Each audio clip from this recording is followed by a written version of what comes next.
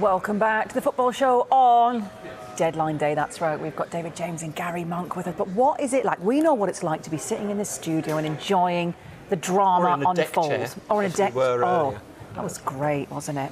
Tea and coffee on tap as well.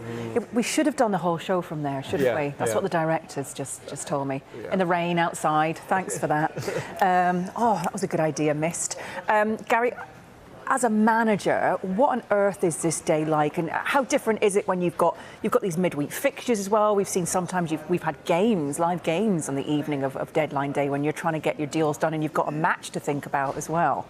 I'd love to tell you it's really dramatic that we're all sat in the war room and looking at a red phone and waiting for it to go off. But the reality is, for a manager, that doesn't happen. No, it doesn't, unfortunately. Well, it might do. Some clubs, I'm not sure, but the reality is, I think for a manager, it's actually a lot calmer than what you'd probably imagine. I think it's the people behind the scenes that are doing the groundwork. You know, a big shout out today to the club secretaries who will be getting the paperwork. It's more about that side of it. The head of recruitment will be the ones doing all the phone calls. I think as a manager, you know where you're set. You're just expecting a call, whether it's done or it's not. Or if this has happened, what do you think? And maybe that's the way that you come in, but it's not what people probably expect in terms of you sat, like I said, in a room staring at a phone hoping a million miles an hour. So you're hoping it's a bit more organised than that. Sorry to disappoint. I'm devastated. I know, I'm sorry. Absolutely devastated. I had scenes out of Mission Impossible going on there in my head. The old school fax machines, you just there trying to, get the information into it. Expecting like an NFL draft, don't you? Don't you get players phoning you up saying, get me out of here, or... Not that they didn't like you. No, like I said, I think as we said earlier, that's the bigger worry for me that I've had on transfer deadline days and before, obviously the weeks leading up to that is more what's going to come from within. What has happened that's taken you by surprise? I've had players before where, not strictly on deadline day, but pretty close to it, where I've had players where we're playing a game an hour before kickoff. I've had a player come in to me and say that I don't want to play now, and he was named in the starting 11. We've done all the preparations. We're just about to go out for the warm-up, and he's pulled me in the side room and said that my agents told me I shouldn't be playing today, and you're kind of in a situation like that. So those sort of things happen. That's more of a concern as a manager that I've been through. Do you want a name? No, I don't think. Okay. I think I better be fair. Was it a single name or a double name? Could be either. But without a doubt, he played no.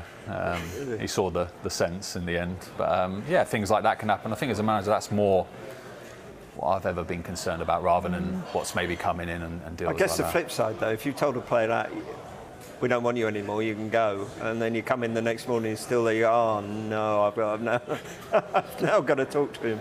That's happened as well. So, but no, look, it's all about the character, isn't it? You can judge it off the character, like that player there in particular that came in an hour before. If it had been a player that was a little bit, I felt I didn't have a good relationship with and could talk him round to see sense, then you would have had to make a decision there an hour before kick-off. He's now leaving and we draft someone else in. So, but thankfully, he was a good enough character to see sense in the end. Yeah, I'd like if that ever happens again, I am available. Okay. Just to let you know. David, what's it like being a player in the dressing room? If you know a player sat opposite you and you're about to go out and play 90 minutes with, actually doesn't want to be at your club anymore, wants to leave, does that affect you and the team dynamic? Through experience, I mean, it depends where your club is at. I think if you're in a good club going places, you're not too worried because you know that you can attract good players. I mean, we talked about Madison at Leicester. If he's still there, then you think, okay, we can still bring good players in. In a relegation season, you're phoning your mates up. How's he going? I'm off. Oh, really? And then you're thinking, hang on a minute, he's going. Next thing you go into the change room, one of your other mates, if you like, has gone. And you're just hoping the transfer window ends early that day because the club aren't going to recruit the calibre of player that you need in a relegation battle. And that year we went down. Yeah, it wasn't good. What's it like, the relationship that you have to have between a manager, your agent, possibly family members, everyone trying to get involved in a move? I'm trying to work out which one goes first in that order. I think, yeah.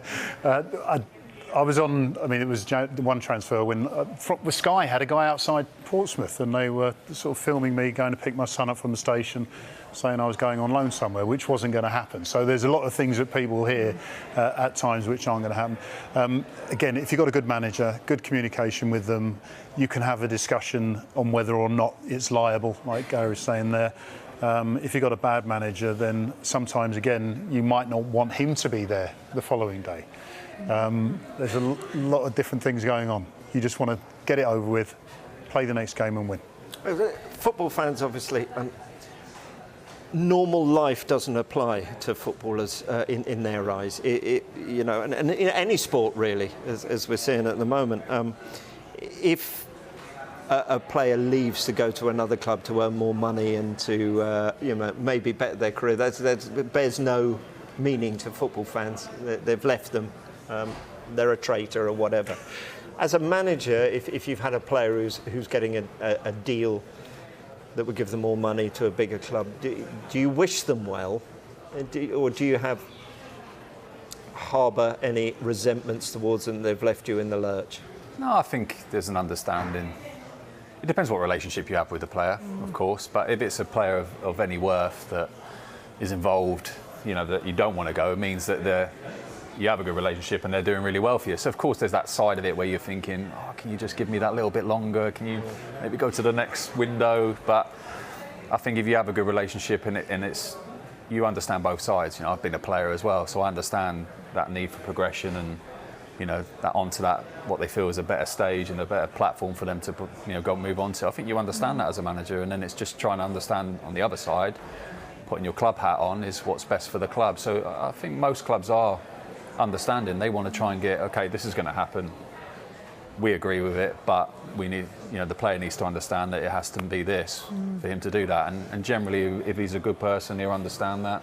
But generally, they get their way in the end. So is that the same for a player? If you've got a player in your dressing room who's moving somewhere else and maybe leaving you stuck, but they're getting a nice big deal, you wish them well and pat them on the back and off they go? Yeah, until you see them. I mean, I never used to. I'm trying to think if I very rarely would greet old ex-teammates before a game. Couldn't stand the idea of going, "How you doing? You're my best friend," and you know, isn't it nice we're playing against each other? You just want to beat them. But in the end, one of the things that fans have to understand is that the club are doing what the club needs to do for the club, and quite often that's at the expense of the player. So, you know, pinning your loyalty to a club that doesn't want you doesn't happen if you've still got time left in your career. Hence the reason I had 10 clubs. I think as well, to add to that, sometimes as a manager you're actually a mediator between the club and the player. So you understand the player and you understand the club. So sometimes you understand maybe a little bit better than the club that here's a player, he wants to go here.